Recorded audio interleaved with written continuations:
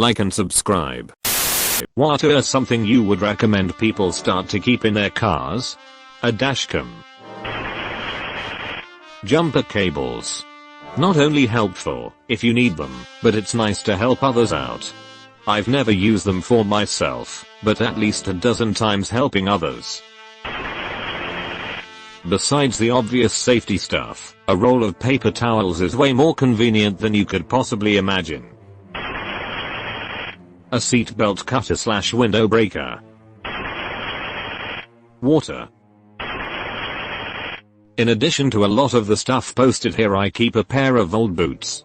Last thing I'd want is to deal with a breakdown etc. and have on flip-flops or dress shoes or something. Bottled water, blankets, and sweets. My father-in-law told me this. If you see a car which has broken down on the motorway, then those poor people have to vacate the vehicle for their own safety and stand at the roadside. If it's a family and they're waiting for their recovery, they'll appreciate the blankets to keep warm and dry, the water because water is nice, and the sweets to cheer the kids up. Pull over and give them that, and it will make their bad situation a little bit better. Fire extinguisher. I've put out a car fire with one. Not my vehicle, but still. I wouldn't have been able to help had I not had it. In no particular order, an umbrella, jumper cables, a flashlight, a blanket, a bunch of quarters, paper towels, some engine oil and other fluids, paper and pencils, an empty crate / bin, a collapsible 2-wheel cart, bungee cords, a jack, a small first aid kit, an ice scraper, a snow brush, a charger with cable, and a waste receptacle. You are destined to die in an emergency while sorting through all of this looking for a screwdriver. First aid / emphasis on hemorrhage control. Tourniquets, wound packing, chest seals, SAM splints. Like that. Couple of $20s in cash. I got caught almost out of gas when the credit card network crashed. So far you can still prepay with dirty paper. Easy, tire pressure gauge. A pair of scissors, a Sharpie / permanent marker, and regular basic tape like Scotch tape, not duct taper. A change of clothes for every kid. Two things that I'm not seeing in some of the top posts: a good pair of gloves, leather, mechanics gloves, or whatever that will keep your hands protected if you have to work on stuff, and a multi-tool. Other things: reflective vest, jumper cables, portable battery packs, one for your car, and one for your phone. Tissues. Tools. At least enough to change a tire if necessary. Don't forget a spare tire with that. Also jumper cables and a multi-tool if nothing else. Never know when they might be handy. And some spare fluids like oil, and a gas jug, if driving gas engine of course. Edit, how the people gonna say? Like condoms and a gun before tools. Idiots. Tools. I have to have my tools. Duct tape, zip ties, and gloves. I have to have my tools. Taco Bell napkins. Checking the oil? Blowing your nose? Tried to refill you vape in traffic? Always napkins. A couple road flares or reflective triangles. A car charger that fits your phone. A map of the local area. Sometimes GPS doesn't work. If you find yourself off-road or in the snow frequently, you also might want a lighter, a hatchet, at least a few feet of cordage, a small tarp, a steel can, a small shovel, a bag of kitty litter, and an ice scraper. Kitty litter works better than sand for traction in mud and snow because it absorbs water. The shovel is for digging yourself out of the snow if you have to. The rest of it is survival gear in case you get lost / stuck in the wilderness.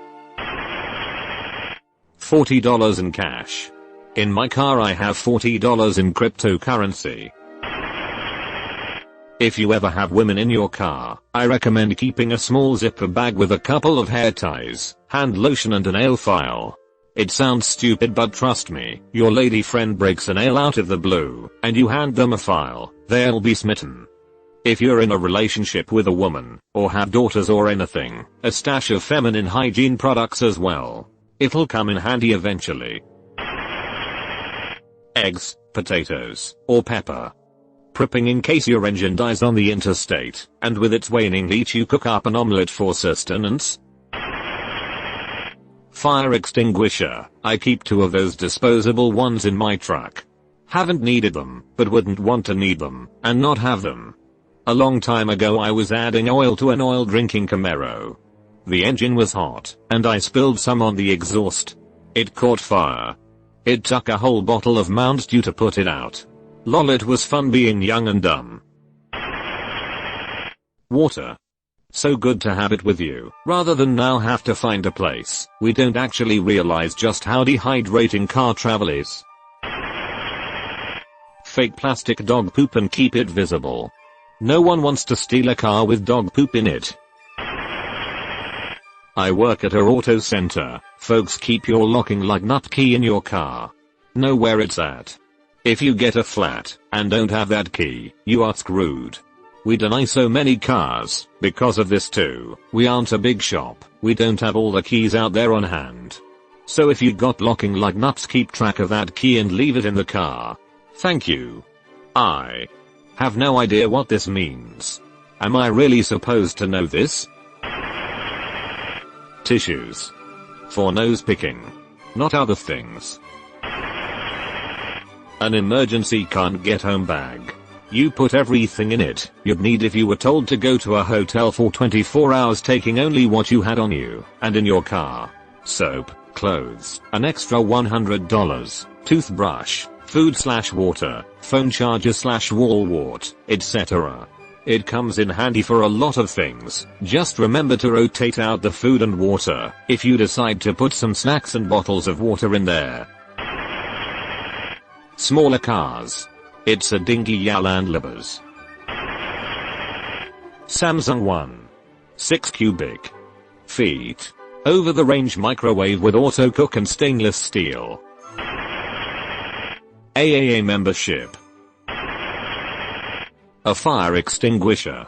A lot of wildfires are started by sparks along the side of the road, and if you are the guy driving by, when it's still just a few feet in diameter, you could stop the next super fire.